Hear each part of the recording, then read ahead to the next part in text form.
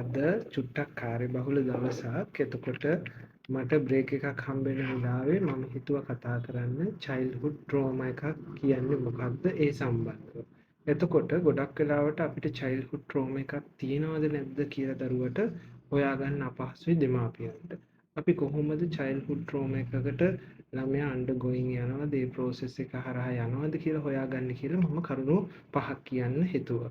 ඉස්සෙල්ලාම බලන්න පුළුවන් රිග්‍රෙෂන් එකක් තියෙනවද ඔබේ දරුවාට කියලා. රිග්‍රෙෂන් එකක් කියන්නේ පසුබැසීමක්. ඒ කියන්නේ මොනවා හරි ස්කිල් එකක් ටෝජර් ට්‍රේනින් වෙන්න පුළුවන්. ලැන්ග්වේජ් ස්කිල් එකක් දුන්නට පස්සේ ඒක එකපාරම පල්ලෙහාට බැහැගෙන ගිහිල්ලා නැති වෙලා යනවා වගේ වාට දැනෙනවා. ඊට පස්සේ ස්ටිමින් කියන්නේ දැන් ගොඩක් වෙලාවට අපි දන්නවා විශේෂ අවශ්‍යතා දරුවන්ගේ එතකොට ඕටිස්ටික් බබාලගේ ගොඩක් වෙලාවට ස්ටිමින් කියන ඉෂුව එක තියෙනවා. ස්ටිමින් කියන්නේ අතක් මේ වගේ බලනවා නැත්තම් මෙහෙම කරනවා. හෑන්ඩ් ස්ටිමින් වෙන්න පුළුවන්, ඔබ්ජෙක්ට් ස්ටිමින් වෙන්න පුළුවන්.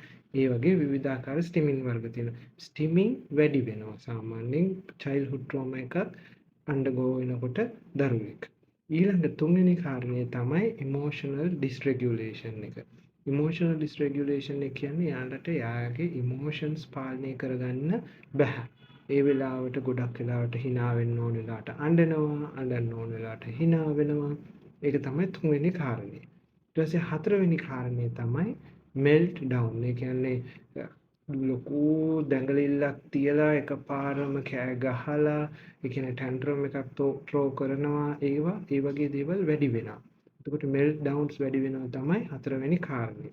පස්වෙනි කාරණේ තමයි ඉරිටේබිලිටි එක නැත්තම් ඇග්‍රෙසිව් නේචර් එක වැඩි වෙනවා. එයාට ගොඩාක් කම්ෆර්ටබල් නේචර් එකක් පෙන්වනවා නම් ඒක තමයි පස්වෙනි කාරණේ. එතකොට මේ පහ තියෙනවා නම් ඔබේ දරුවා childhood trauma එකකට හරහා යන දරුවෙක් වෙන්න පුළුවන්.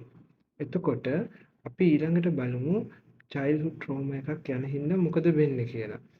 ට්‍රෝමා එකක් යනවා නම් හැම වෙලාවෙම දරුවාට නියුරෝ ඉන්ෆ්ලමේෂන් එකක් වෙනවා. නියුරෝ ඉන්ෆ්ලමේෂන් එක දරුවාගේ මොළේ වර්ධනය අඩු කරනවා, හිnder කරනවා කියලා අපි කියනවා. එතකොට මොකද වෙන්නේ? දරුවාගේ වර්ධන ශක්තිය වර්ධනය අඩුවීමක් දකින්නට පුළුවන් බාහිරව අපිට. එතකොට අපිට දෙමාපියෝ විදියට ගෙදරදී මොනවද කරන්න පුළුවන් මේ සම්බන්ධව? ඊළඟ කාරණේ තමයි ඒක. ඒකට මම හිතුවා කාරණා 3ක් කියන්න කියලා.